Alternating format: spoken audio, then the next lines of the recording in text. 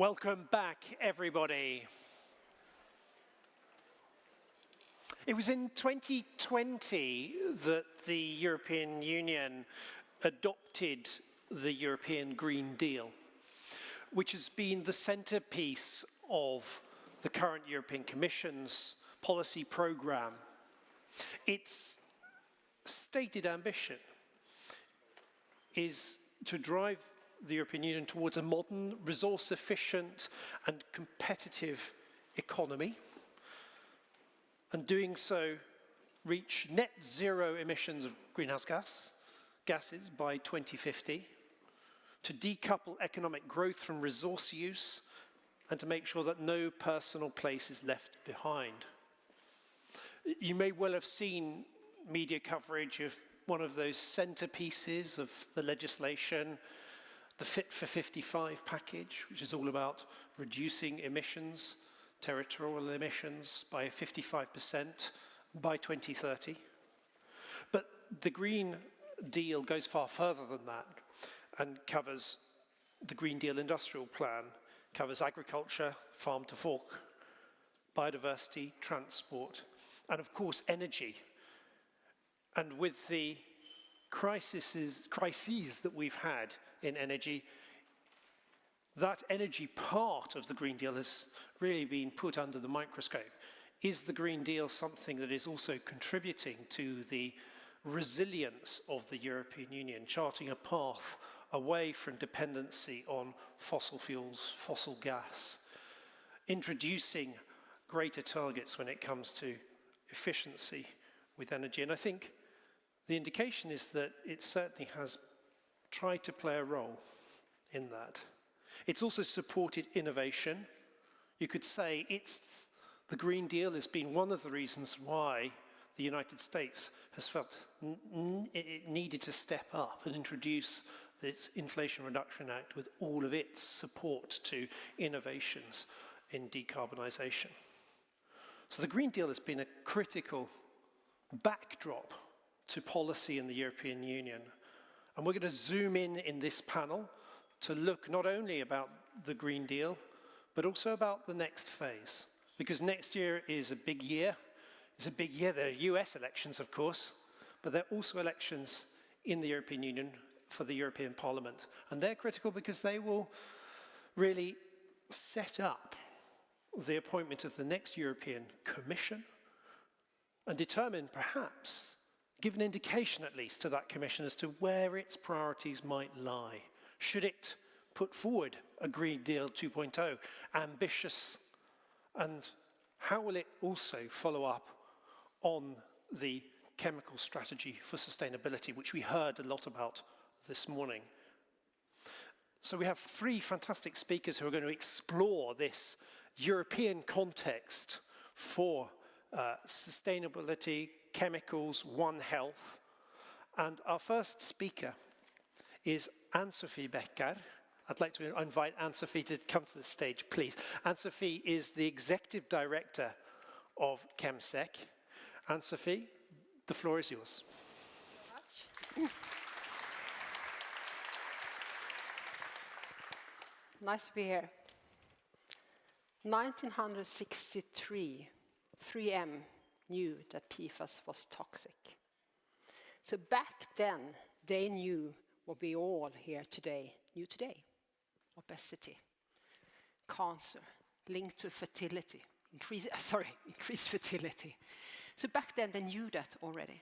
The difference is that almost all of us have PFAS in our blood today. We are in Sweden today. The Swedish teenagers have a double amount of PFAS in their blood that are considered as a safe level in the European Union.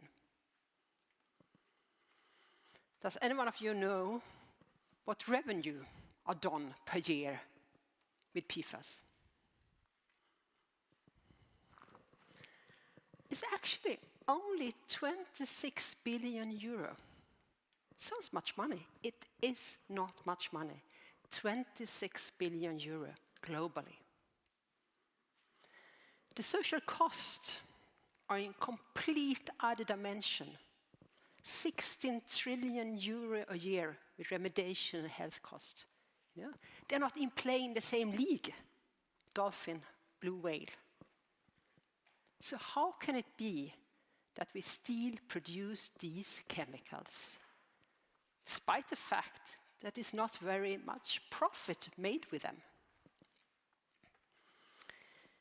1963, 73, 83, 2023, and today we have a Green Deal in the European Union and a chemical strategy in there. And there, PFAS now finally shall be restricted. My name is Anne-Sofie Bäckar. I'm the Executive Director of Chemsec. We are an environmental NGO, and we have a vision, a planet beyond chemical pollution, with Chemsec on permanent vacation. And I mean, you are scientists, the majority of you. So actually what I want you to take with you from my speech today is that you're incredibly important to get beyond chemical pollution. Without you, we will never go there. With your research, your scientists, what you do, what you find out, the facts. And we need to communicate it over and over and over and over again to show the facts, how it is, and where are the solutions. So you are so incredibly important, so please take that with you. I will talk a bit about trends that goes on in the society today. First one, what's happening to the chemical industry? Now I'm generalizing, yeah? Be aware of that. There's increasing lobbying going on to opposing the chemical strategy and parts of that. And at the same time, as we heard before, the petrochemical industry is growing. And actually all new crackers are planned to produce 40% of fossils directly into the chemical industry and into plastic. That's a huge increase than it was for 20 years ago.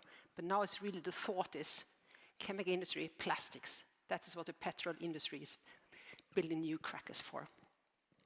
So what we hear is that PFAS is used everywhere. Therefore, we can't get rid of it. We need it everywhere. Another thought we often hear is that new technology will solve all problems. And actually the third one, what is the most important right now for the moment, said that we can't make a green transition without PFAS.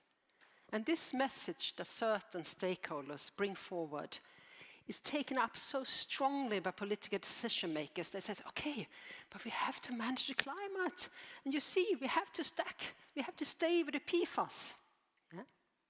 So this is a now incredibly important moment now to show that it is possible to manage a green transition without PFAS. That message needs to be repeated over and over again. And another more positive trend, actually I go back here, I saw that just for information, where you can search in official facts how much money is used for lobbying. This says 33 million euro was used by the chemical industry when you look at official figures for lobbying about different issues, among them the chemical strategy. Another, I wanted to highlight some positive trends as well. We see that consumer-close companies, they want to adapt, they want to change, they do not want hazardous chemicals in their products. They do not want that. They want to have alternatives, safer products, they want to sell other products. So this is great, it goes on lots of things. And there are alternatives coming up. And of course, at least for European Union, it is like that, that's regulation, in particular, anticipation of regulation drives the innovation. So there are lots of things going on, lots of positive things. There are alternatives of major uses of PFAS and other hazardous chemicals today. And actually this I took from my organization. We thought that aren't there lots of companies, we said, that do not want PFAS. And now we started something we call PFAS movement. There are more than 100 companies in there. And what they want is really to have a broad restriction of PFAS, because they say, then the innovation will start. Then there will come up safer alternatives. We know this. So please, European Union, ban the whole group. Yeah? So these are also companies saying that. Another positive trend I wanted to highlight are investors. there started, sorry, I seem to be some mistakes there in the headline. There started to be an interest of chemicals, and why? They're coming from a biodiversity direction and see that we need to tackle chemical pollution. And of course, the two things that drive this in particular right now, all kinds of litigation against PFAS producers in US, as well as the upcoming restriction in the European Union, creates even larger interest among the investors. And they really see that persistent chemicals is a financial risk. In my organization, we have gathered something we call the Investors Initiative on Hazardous Chemicals. There are now more than 50 large investors having jointly $11 trillion asset under management with asset under advice. And they do have dialogues with the chemical producers, the largest one. In communication, then they ask for phase out PFAS and increase the transparency and invest in safer alternatives. So there are lots of positive trends going on, actually. And also trends that you see in the general public, I would say that is divided. In one way, you can see that people get tired of sustainability. You know, you go to a shop and you can see that all clothes somehow have a sustainability label. And you get confused. I get confused. What should I buy? This is sustainable. That's sustainable. Are they sustainable at all? So the one way you can see that getting tired in the public of sustainability issues. But on the other hand, I don't think we ever have had so much media attention about chemicals like we have now for PFAS. The most important newspaper, they write about this. And I can see that your papers, your publications are highlighted in mainstream media. I think this is great. We haven't seen that ever, or maybe since asbestos. So there is a positive trend, awareness among chemicals in the society.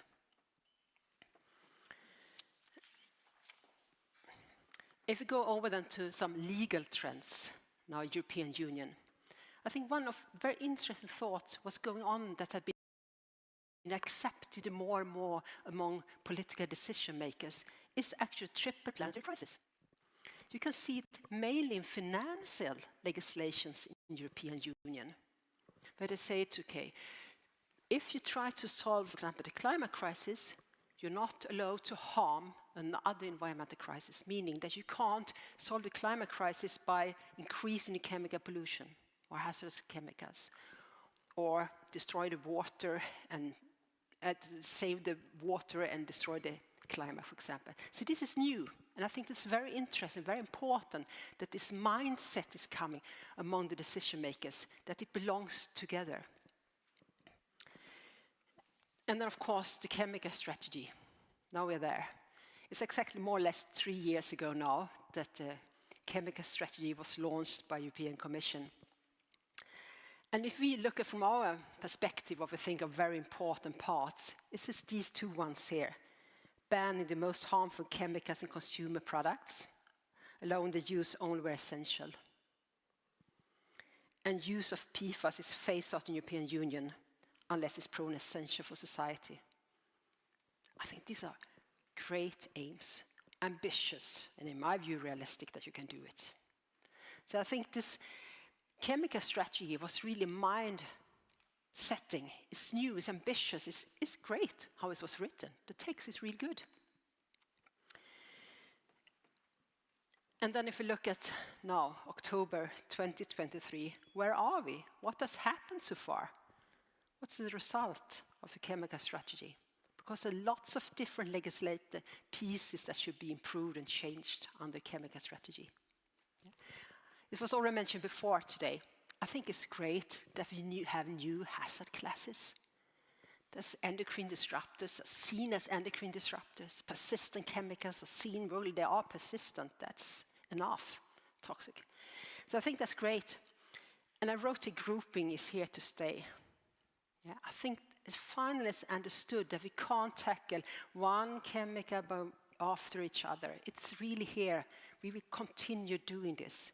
Sometimes bigger groups, sometimes smaller. But this is an awareness. This is broadly accepted. And then, yes, one important piece of this was the REACH review, considered the most important chemical legislation in the European Union.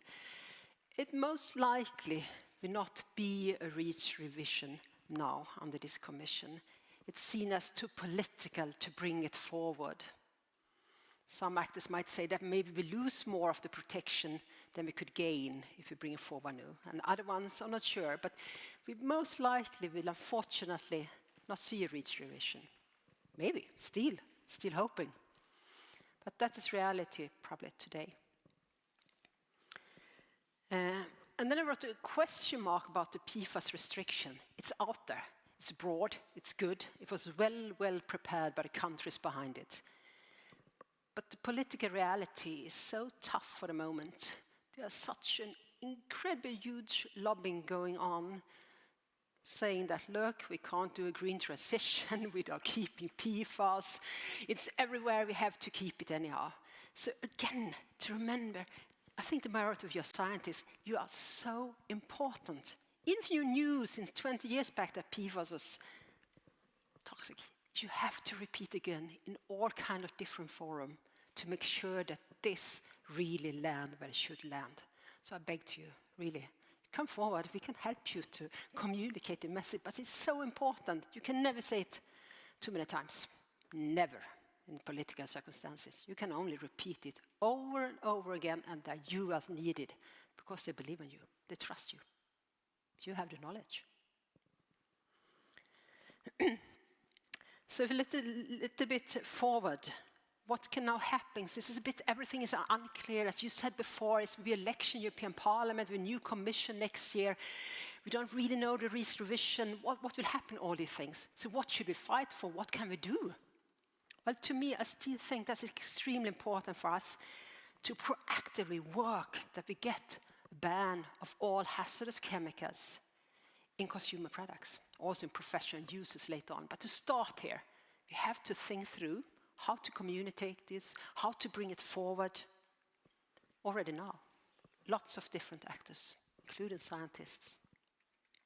And it needs to be time-bound ban. And furthermore, we have a REACH. The legal text is good. It's the improvement that have some problems. So we can work on the improvement to change like authorization, restriction, very complex processes right now. They could be simplified to make a better results. To work for that as well is important. And restrict groups of chemicals. Yeah. And then I wrote, I think that PFAS is an unstoppable wave. We have gone so far. Yeah. Media is aware of it. Public is aware of it. All citizens, not all, but quite many of the citizens are aware of this is a big problem and it's possible somehow to avoid it. So I think this will go on. Companies do not want to have these chemicals in their products. It will happen. So we have to continue work on it to make it a real wave. So again, I just want to say, I think you're so incredibly important and we need to bring forward the research you are doing to highlight for political decision makers the facts, the problems we're having and the solutions. Thank you very much.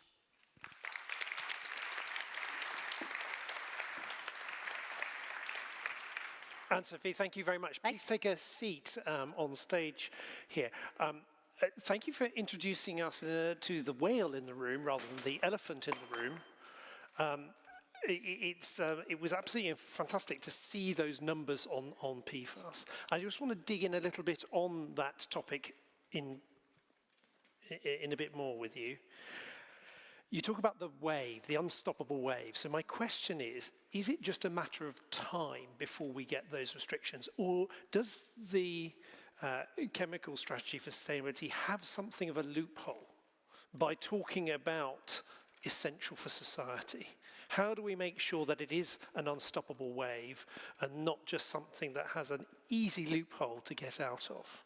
Well, of course, now the discussion, what is essential use, what is essential for the society? And there, of course, are 1,000 of different opinions.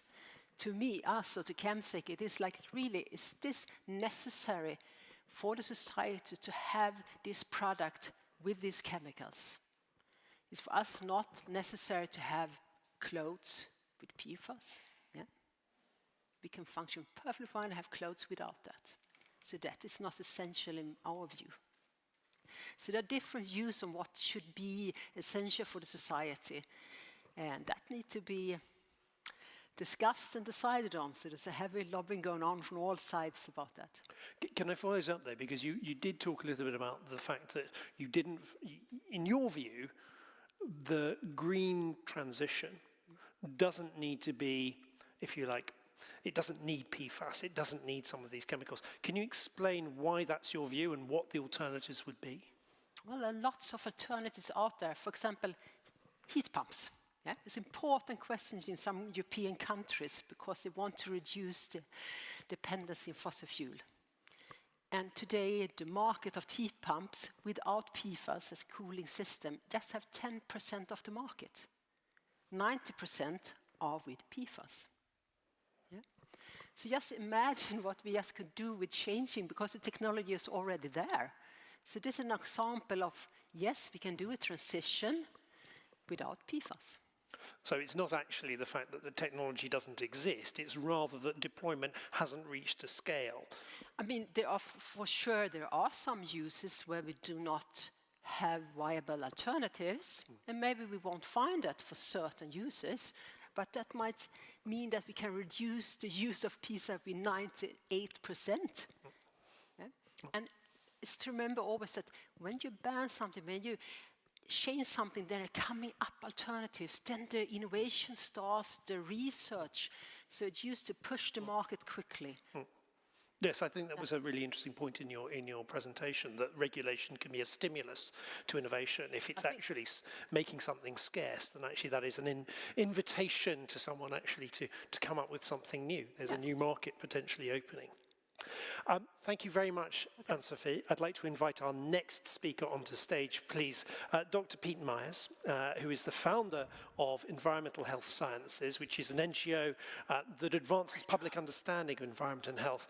And Pete, I read in your biography that at a workshop sometime in the 90s, it was you that came up with the term endocrine disruptors. That's correct. Wow, great. Well, I've been working on it ever since. The floor's yours.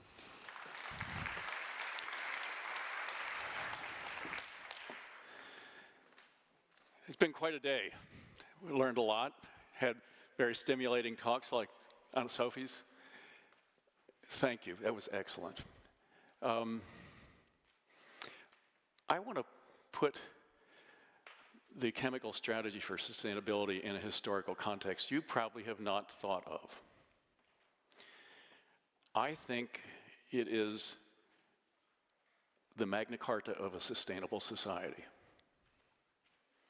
If implemented as designed, and there are big questions about whether that's actually going to happen. If implemented as designed, it will be revolutionary. It surpasses all other chemical strategies anywhere. Nothing comes close to its ambition, its breadth, its depth of thinking, or its ability to transform the chemical enterprise to something different, something vastly different and healthier compared to today's.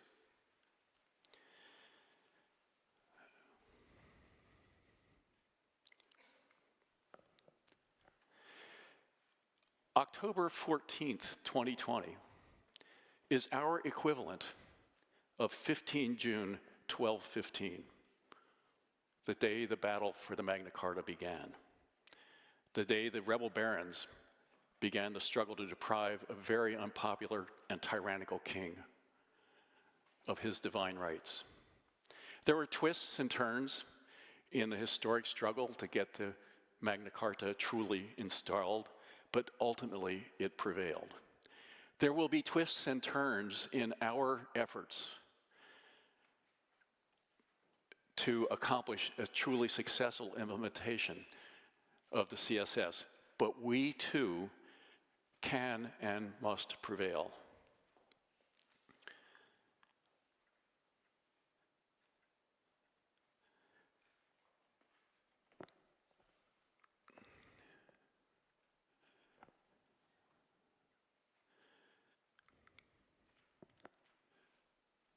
Oh, I already did that, sorry. These are today's non-communicable epidemics, brought in part by chemical exposures, especially to endocrine disrupting compounds. Look at those. Those are today's epidemics of non-communicable diseases.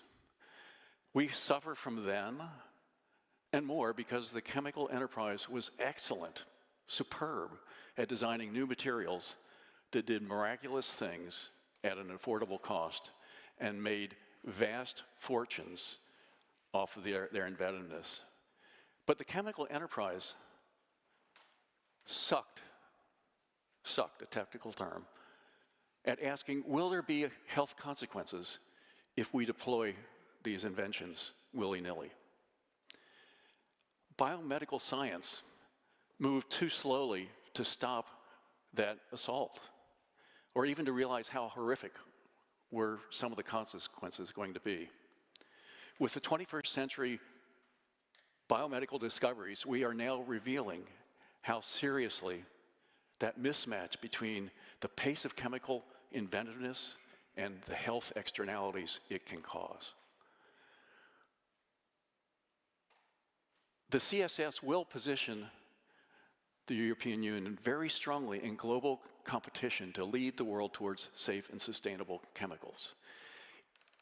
It embraces, and this is really important for me, it embraces 21st century biomedical science at its core, not 16th century, long refuted dogma, still worshipped by the US Food and Drug Administration and most other regulators.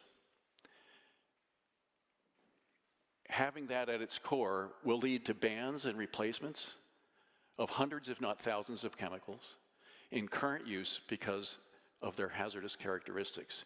It recognizes that a safe and sustainable chemistry will spur chemical innovation, not retard it.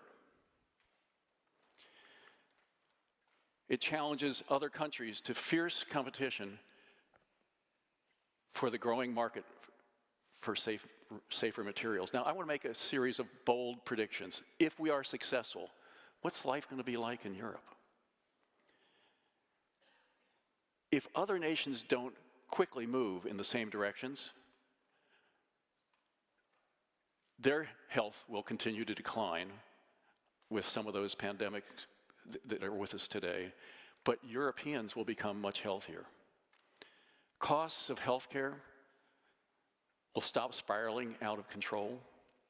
It will reverse decades of falling sperm count and other infertility problems. Population declines will return towards stability. Couples who want their grandchildren to make babies the old-fashioned way, they will immigrate from their home somewhere else in the world to Europe, and artificial reproductive technologies will become a distant memory. Parents seeking children without neurological disorders will join in this emigration. Parents hoping to avoid cancers in their children will too. The epidemics of diabetes and obesity will reverse. Feminization of fish in European rivers will disappear. Population declines in diverse wildlife species around the globe will reverse, and much more. That's what implementing the chemical strategy for sustainability can achieve. It won't happen overnight. It will happen over generations. Some problems will reverse faster than others, some slower. I get goosebumps imagining that that is possible. If the chemical strategy for sustainability is implemented as currently planned. Many people have worked on this for well over a decade. Scientists, advocates, policymakers, the sorts of people you were trying to encourage to be strong. It has been a privilege of a lifetime for me to take part in this effort. I have chaired a conference call, now on Zoom, every other Thursday for over a decade with scientists and policy advocates from both sides of the Atlantic on behalf of the Endocrine Society the world's largest professional association of endocrinologists. They know their stuff. The unwavering goal of this work has been to ensure that endocrinological science, specifically on endocrine disruption, is part of the strategies, the CSS's DNA and epigenome. We focused on endocrine disruption and endocrine science because the range of health effects, as you saw in that chart of today's pandemics, the range of health effects associated with EDCs is driving really horrible health conditions, because EDC exposure is ubiquitous and its consequences are manifest at exposure levels that are beneath the usual levels considered by toxicologists, traditional toxicologists, especially regulatory toxicologists. We also focused on what it would take to mainstream safe and sustainable chemistry. When Franz Timmermans, Executive Vice President, announced on October 14th, 2020, we were, to say the least, elated. The far-reaching vision of the chemical strategy for sustainability fully acknowledged the importance of the endocrine science, of endocrine science, and also embraced plans for how to design and implement a path forward toward safe and sustainable chemistry. Contrary to critics' opinions, this plan will stimulate a new era of innovation in the chemical enterprise. And because Europe has had the foresight and the imagination to take on this challenge, Europe will be the epicenter of that revolution.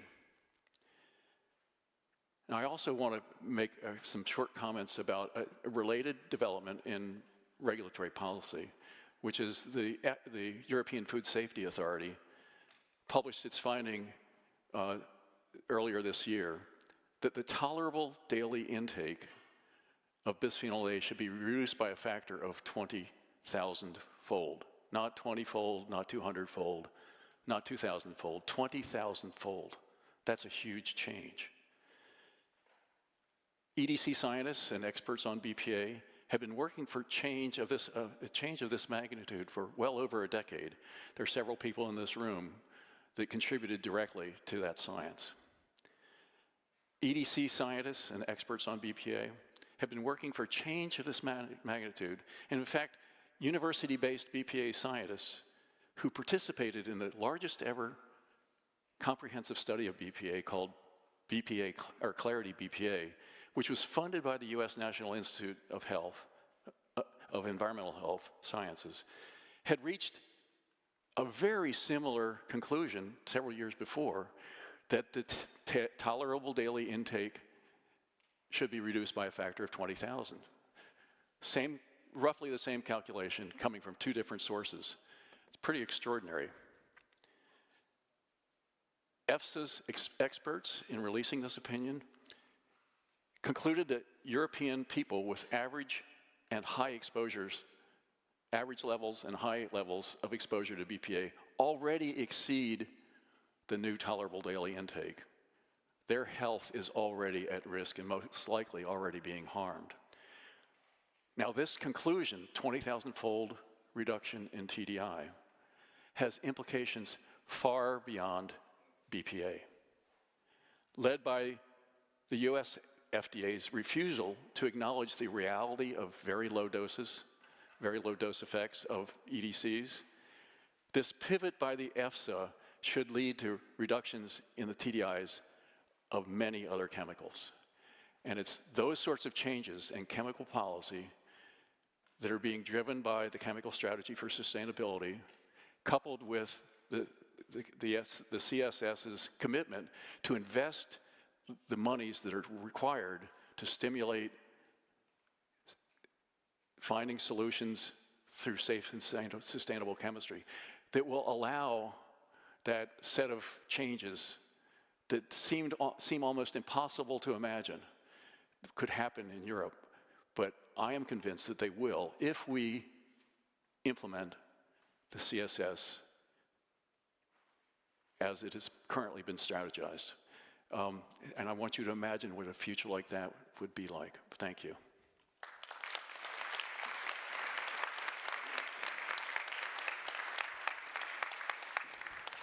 Pete, thank you very much. Do have a seat. Yes. I get the impression you're quite keen on the chemical strategy for sustainability. All of us in the United States all of us who understand this issue are jealous to the extreme. If I were younger, of childbearing age, I would move to Europe. Now, you're working in an NGO that's all about trying to make sure that people understand and these environmental health impacts of chemicals. Yes. I'm just curious, do you think that enough people know about what is possible if we were to fully implement the CSS to give people, to equip them so that they can either demand change in forthcoming democratic processes or see the opportunities in the future for moving to Europe, for example? As we have been involved in these conference calls and Zoom calls across the pond for the last over a decade, every other week, one of the most heartening features of those calls are discussions of how the European Parliament votes when EDCs are on the ballot. And it's typically 80 to 88%. In the United States, it would never even get on the ballot. So in the US, for whatever reason, we've not been as effective as you all have been, you especially, in making these issues common knowledge and part of the culture. So thank you. Can I follow up on the question of innovation? The Green Deal wasn't only about trying to reduce emissions and restrict certain practices, it was also seen as a motor for innovation and economic competitiveness. I mean, do you see that the chemical strategy for sustainability can perform the same sort of role? And in which areas do you see it as having the greatest potential when it comes to stimulating innovation? Actually, that very goal is embedded within the CSS. Its goal, one of its goals, complementing the goal to ban things that are not essential, for which there are replacements, or figure out how to replace things, is using, as you said in your question to her, regulation can stimulate innovation. But we have much more than regulation stimulating innovation.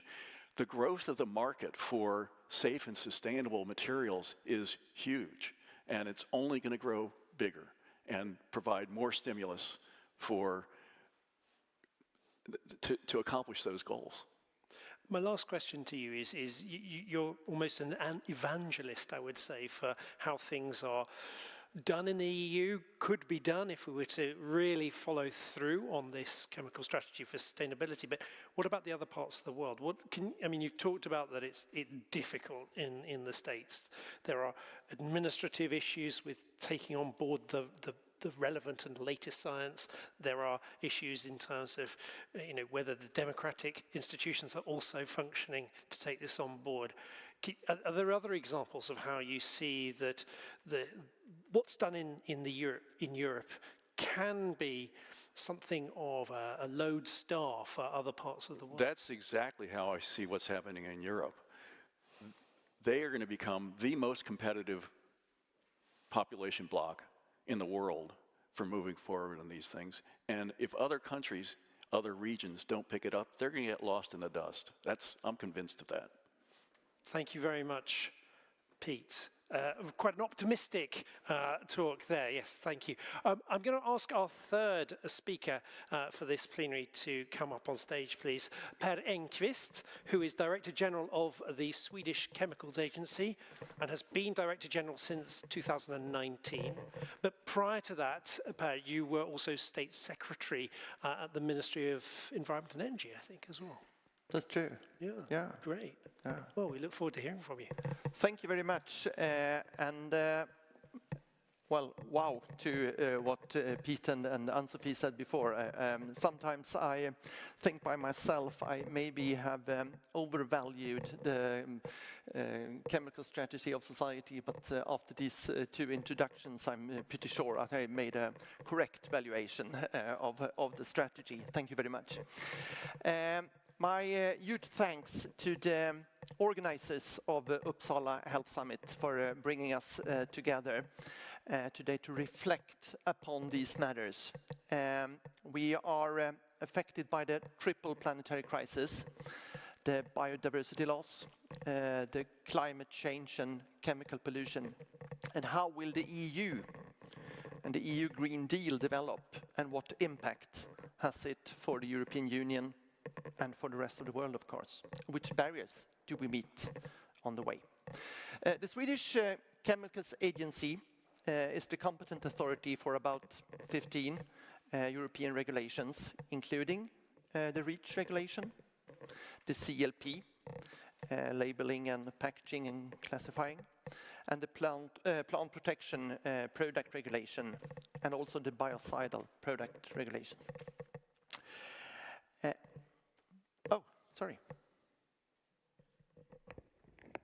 We are responsible for authorization, enforcement, guidance, when we meet the company's questions about different regulations, and also about regulatory development. And we have about 280 employees in Sundbyberg outside Stockholm.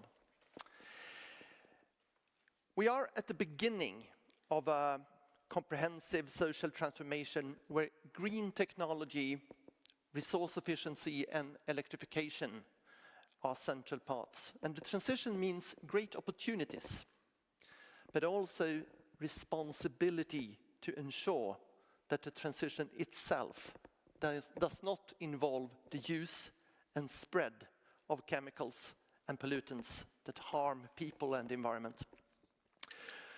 Globally and in the European Union, there is a common understanding among decision makers, stakeholders, researchers, which we have heard today, of course, industry, often also industry and NGOs, that society needs to strengthen the work for a chemical safe society without hazardous substances in materials, products, and environment. And several goals and strategies also aim for the sustainable use of chemicals. And in recent years, the issue of a toxic-free environment has received attention within the European Union in several policy documents and strategies, where, of course, the chemical strategy of sustainability is the most concrete. But we also have the Green Deal, we have the EU Circular Economy Action Plan, and here in Sweden, we have environmental objectives of a toxic-free environment.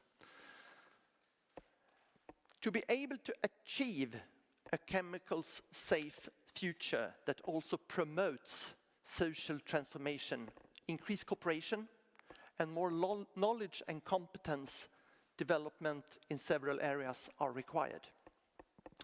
One of the important roads forward is to strengthen the research and innovation with cross-disciplinary and broad collaborations with authorities, industry and NGOs. And this would also strengthen the ability for preparedness and proactive work. A sound management of chemicals is dependent on a holistic approach. It is one piece of an intrigue jigsaw puzzle of environmental policy where all pieces fit together and connect to each other and form a tapestry together. If the Green Deal should be watered down into almost nothing, also the EU strategy for chemicals is at risk. One thing is though clear.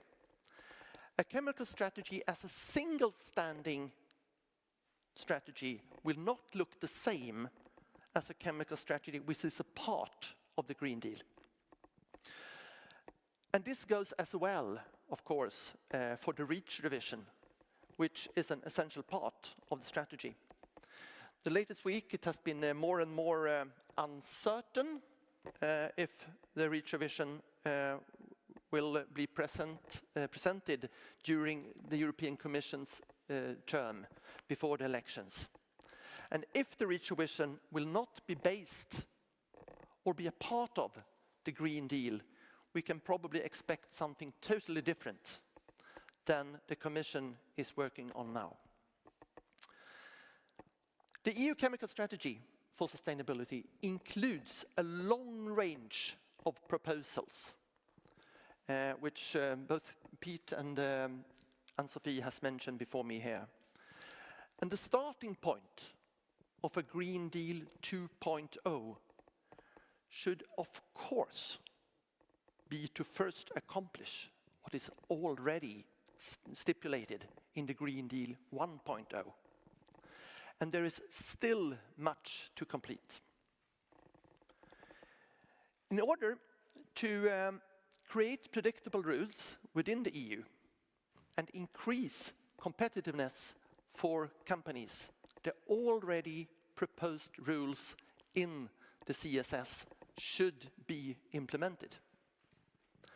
However, by continuing the implementation, we must also be aware of the importance to create regulations that is proportionate and clear for our industry. And this is my first point here today. The more ambitious regulations we form, the simpler and clearer they must be. The more we strive for a non-toxic, the more we should also make it non-complicated. We want innovative companies to benefit, not those with the best lawyers and consultants. I think that the environmental agencies, like my own, often scientists and also sometimes the NGOs, underestimates the importance of simplicity and explainability of new rules.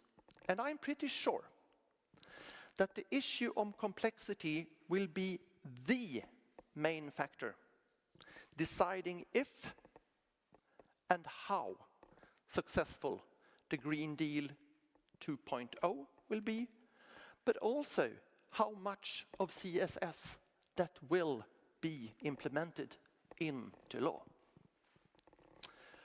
Rules you don't understand, you cannot follow. And it's very hard to meet standards which you don't recognize. No matter how well-intentioned new strict legislation is, it will have no impact if it cannot be understood. And we will not move towards a toxic-free environment. Therefore, to reach a non-toxic environment, we must both strive for high ambition, but also for simplification, and not to complicate it more than necessary. This is also even more important for the small and medium enterprises. We should focus first on reforms which can and will be easily understood and can be implemented without complicated bureaucracy and without administrative time-wasting processes. And in order to create predictable rules within the EU and increase competitiveness for companies, we must also create legislation which is easy to enforce. If rules and restrictions are vague or inexplicit, they will be impossible for agencies like my own to enforce. If it requires hundreds of controllers to check for legal compliance, it will fail due to the lack of resources. Believe me, there is no government in the world which will prioritize more governmental officials in state agencies. In no country, and there will be in no countries. And this is my second major point here. If legislation is not possible to enforce, there will be free riders undermining the market, and the regulations will not be obeyed. And we will not move towards a toxic-free environment. If the regulations are not comprehensible to those who are supposed to apply it, they cannot be enforced either. Therefore, it is necessary that legislation is clear and enforceable. Science has unfolded the scale of the triple planetary crisis and outlined how it is hitting vulnerable communities the most. The IPCC tells us that global warming has caused climate injustice and dangerous disruption to the natural world. IPBES tells us that nature and biodiversity loss are undermining the Sustainable Development Goals. And scientists and researchers, like you here today, tells us that pollution and waste is killing tens of millions of people each year. So how could we tackle the threats in a sustainable way? From my perspective, one of the most important goals is, of course, to achieve the sound management of chemicals and waste throughout their life cycle, which is one of the targets to Sustainable Development Goal number 12 on sustainable consumption and production patterns.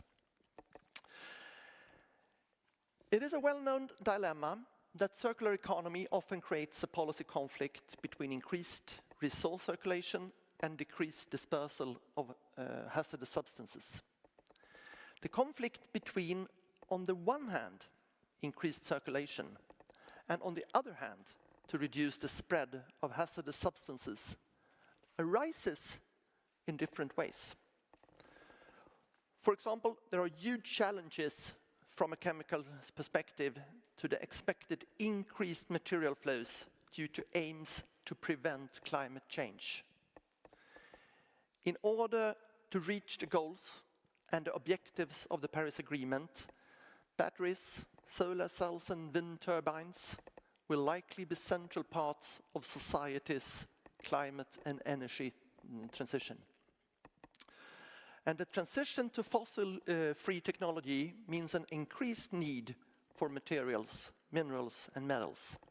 And the design of these products will affect, for example, the product's lifespan, repairability, and the possibility of high-value recycling and reuse. But we shall not recycle materials that contain substances of concern. If we instead phase these out of products and materials, they will be much easier to recirculate, and in the long run, the circular economy therefore benefits from preventive chemicals control.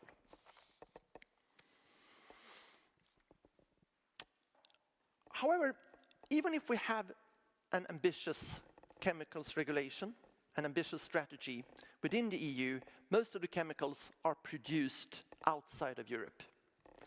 Trade with third countries brings us toys, plastics, cosmetics, and millions of other products to Europe.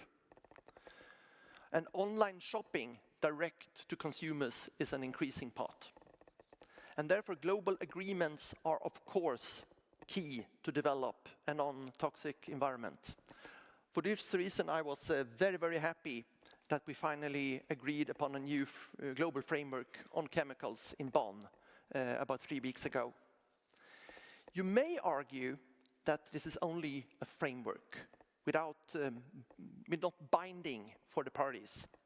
But I think it is an important part of a wider tapestry of agreement such as the Sustainable Development Goals, the Kunming-Montreal Global Diversity Framework, and the Global Treaty on Plastic Pollution, which is under negotiation.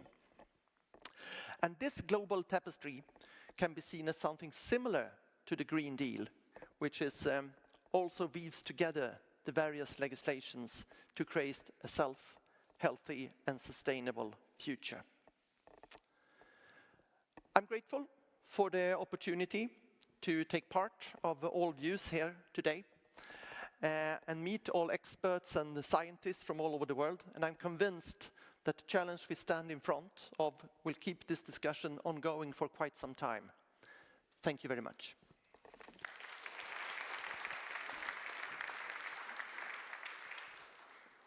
Per, thank you very much. Per, you talked a little bit about the need for enforceability and clarity. And part of that clarity could be through regulatory simplification for certain scales of business. But I just want to ask, isn't the clearest and easiest just to ban stuff? Isn't that the simplest? Of course it is. Sometimes it also is the best solution. But we need, we also have the discussion of how much do we as consumers, do voters, do people accept different kind of restriction of their everyday life. So of course it's extremely important to raise the awareness what kind of effect we will see, and we already see without regulating. So yeah, of course we have every day questions from companies and try to explain these, let's say, not that super easy legislation we have within the EU today. And I think we often undervalue, we underrate how important the complexity is for not moving forward. So, but you're right, it's often easier to decide to ban some things totally and maybe not stay in the middle, in the solution in the middle, which can be extremely complicated. Anne-Sofie, in terms of ambition and enforceability, do you also share the view that Per's putting forward, that there's a need for clarity and simplicity to really, make sure that we can implement something that makes a difference? Well, I agree. It must be enforceable in that sense. Otherwise, it becomes a law that no one is following because you're not forced to follow it. So it needs to be enforceable in that sense. That I completely agree with. Ambition, yes, we want ambitious legislation, and bans are easy, but there are also other measurements that you can use to complement that. Coming back to the idea of a Green Deal 2.0, you mentioned public weariness, and I think if you hear the sort of political discourse in the European Parliament, there is also a shift, a changing winds, I think, where perhaps for reasons of cost in particular, there's a sort of green lash, a backlash against all this sort of transition sorts of policies. I mean, I'm just wondering how over the next 12 months or so, which are going to be quite critical in sort of, communicating and ensuring that there is going to be, whether it's called Green Deal 2.0 or something else, an ambitious set of policies that includes not only chemicals but other elements, as you said, to ensure there's coherence. How are we going to do, what needs to be done? Who needs to do what to make sure that the EU is still a front runner when it comes to this sort of sustainability vision? I'm going to take Per first with this one. I think we first must be very clear what parts of the CSS that is still on the table to implement, and I think we should not be too too vague about that, to be very, very clear. And of course, there is also a balance between the new Parliament, the new Commission, and also the Council, of course.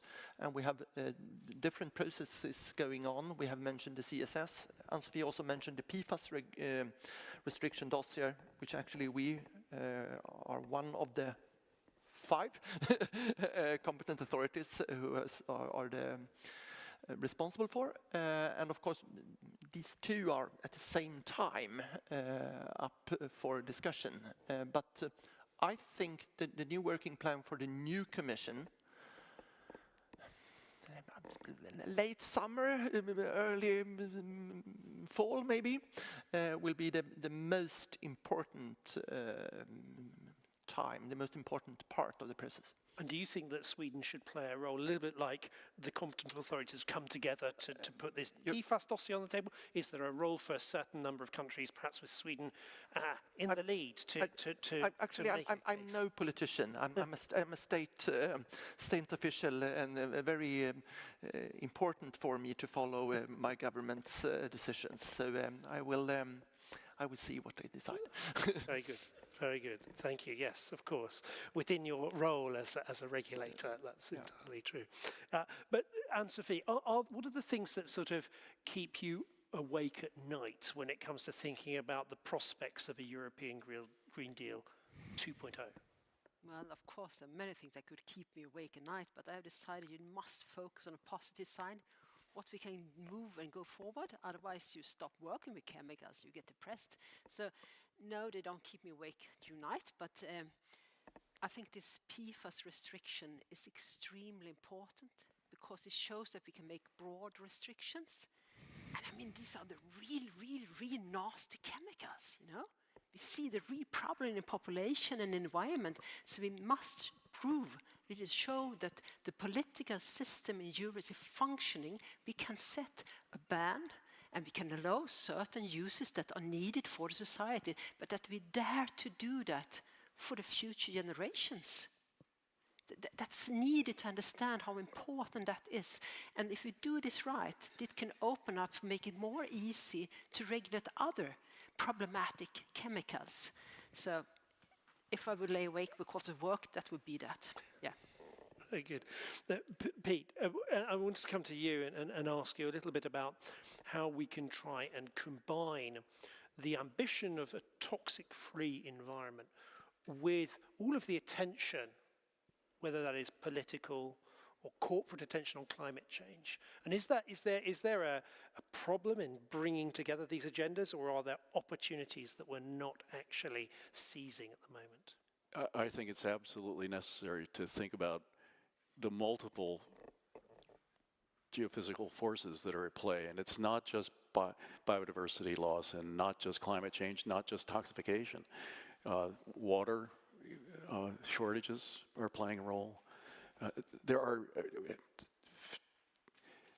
10 to 15 forces that have to be thought out about simultaneously, because all too often, if you just focus on one, the solution for that one causes problems in another one and amplifies the problems. And I personally am really concerned about the interactions among the forces that we aren't thinking about because so many of us are siloed. And it's a real danger. But I would go back to something that you just said about thinking about the next generation and what keeps me awake at night, if I may. Some of the people in the audience will have heard of transgenerational epigenetic inheritance. You can chant that if you want to. It's a phenomenon that emerged in the field of toxicology about 15 years ago. And what it means operationally is that exposure to a fetus while in the womb may not be manifest in that fetus, but instead it could jump 1, 2, or 3 generations. And no regulatory bodies in the world are currently trying to think, are operationally trying to think about how do you incorporate that new but real, replicated many times, that real threat from exposure to great-grandmother to consequences for great-granddaughter. It is a vexing problem. I don't know if you've paid any attention to that. But when you think about that reality, it's the best argument I've ever heard for precautionary principle application, because we don't know. Yeah. This idea of what we don't know is something that's picked up in the opinion article that was published today in Svenska Dagbladet. Very important. And I wonder, what is the role of the regulatory authorities? They're given a set of rules to follow, but stuff that isn't covered by the rules, that sort of falls outside, and yet that may be the poisonous mushroom that is referred to in the op-ed. What are there tools that you would need as a regulator to be able to deal with these sort of unknown unknowns? We can do more than we already do, but we still need more tools, more methods, more tools to deal with it.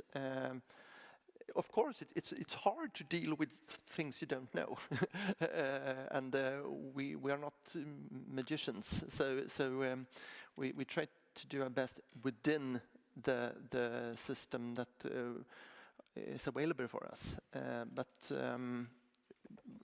definitely it's more possibilities.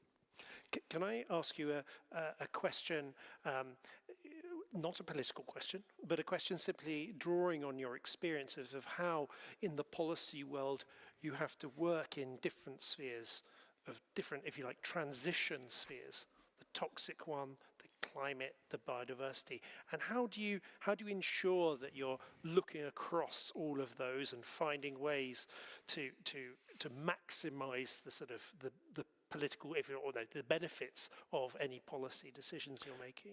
And do you see any things that you'd like to do differently? No, but of course, what's going on in the public debate is extremely important.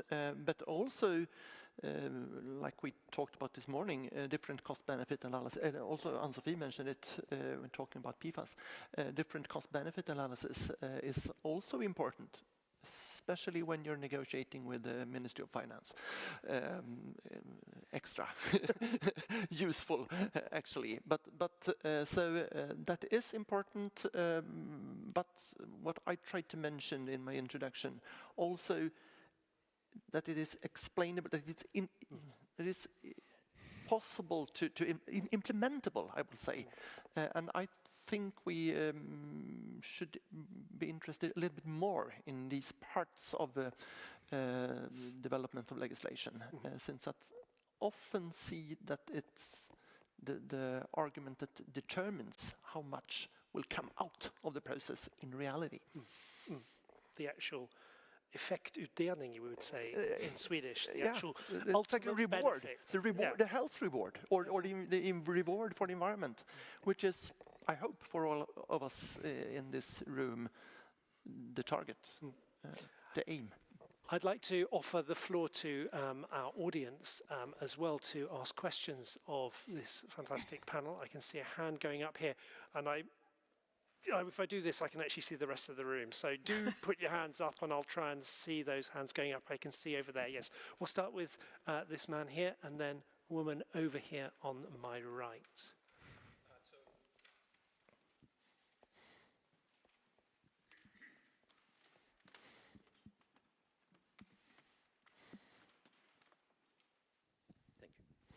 So Terry Collins from Carnegie Mellon University. I'd like to ask Per a question as a regulator. So you were saying that you were unable to expand your workforce and that no government would expand the workforce. I hear in what you're saying the incredible difficulty for you dealing with the complexity that's coming our way with all of these new effects that we're learning from modern science. And the question is, how can we help you in your daily activities? So, for example, there are people in this room who could give your group of regulators an exceptional course on endocrine disruption to make it much easier for you to understand what they have come to understand through their research. This could be done for the European Union as well.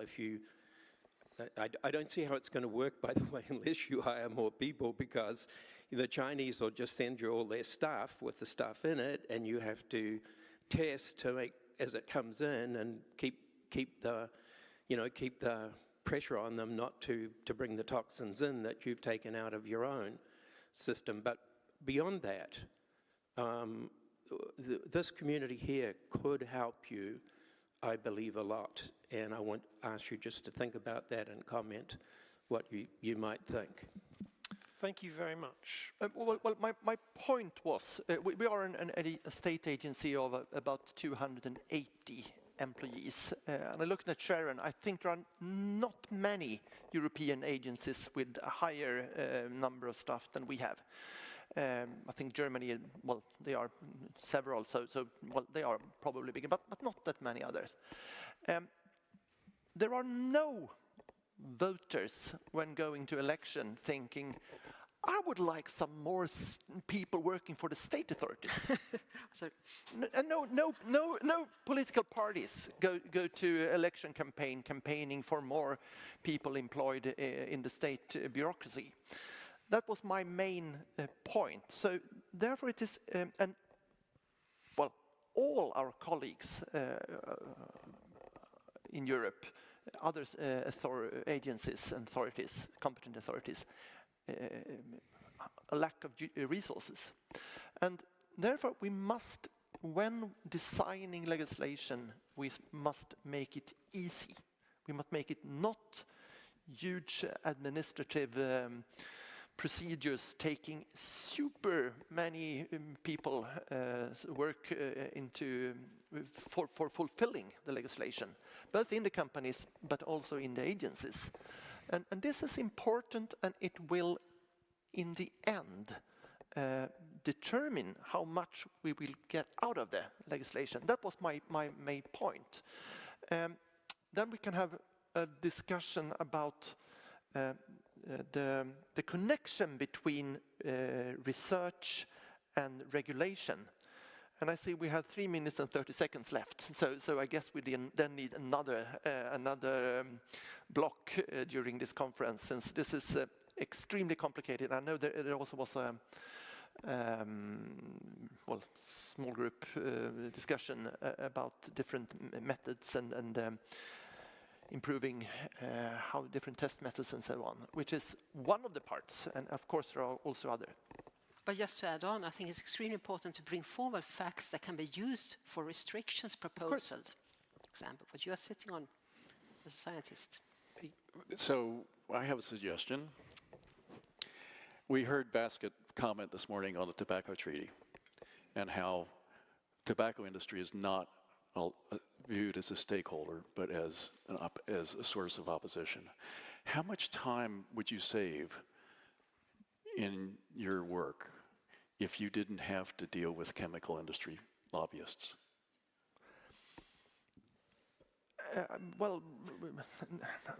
That I won't say it takes time. Of course it does, but that's not the major time-consuming part. The major time-consuming part is the procedure, how we are supposed to take, for example, present the dossier about the PFAS. We have spent years, of course, many people working and years for it. And also, for example, we have been part of the authorization of glyphosate, which is a huge dossier. It takes hours, and also, of course, we had some income from the companies, but due to the discussion, and now we have, Sharon, 5,600 comments on the PFAS dossier to answer, many of them from the NGOs. No. That is less than 1% of the responses from the consultation is from the NGOs. I haven't counted them. I'm sorry. So we have many. We have many comments from different, and we would like to have comments, of course. Then we make the legislation better. But it takes time.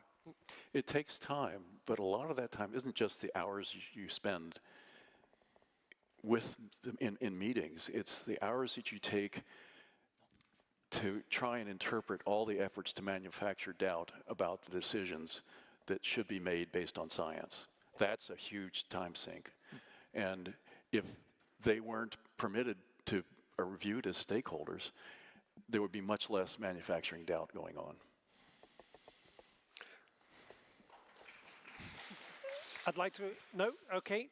No, not a question there. Are there any other questions in the room? Yes, one here on the table there, please.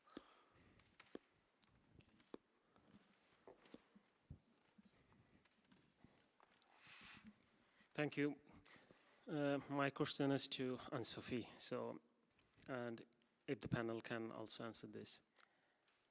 Today we know that the ultra-processed food like chips, the Coca-Cola or like soft drinks, they're not good for us. Still we eat it and we drink it.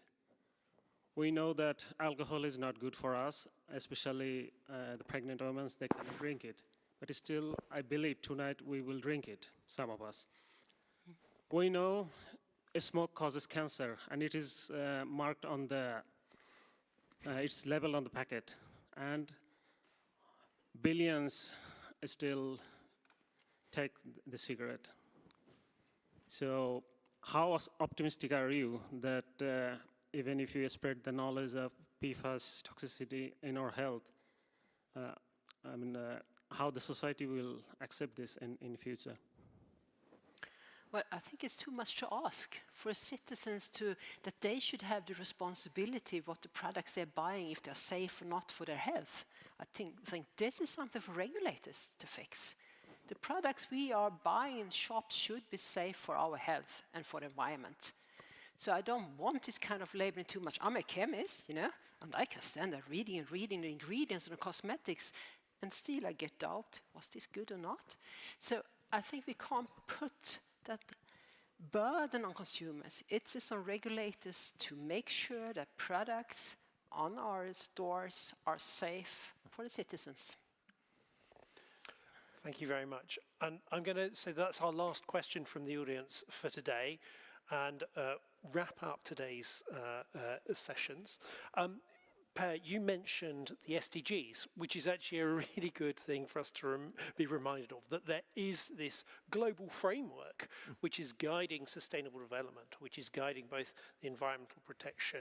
It is standing there to try and deal with the triple crisis, but also to deal with issues around poverty and hunger as well, which we must also remember, and the vulnerable communities that Bashkut talked to us about this morning.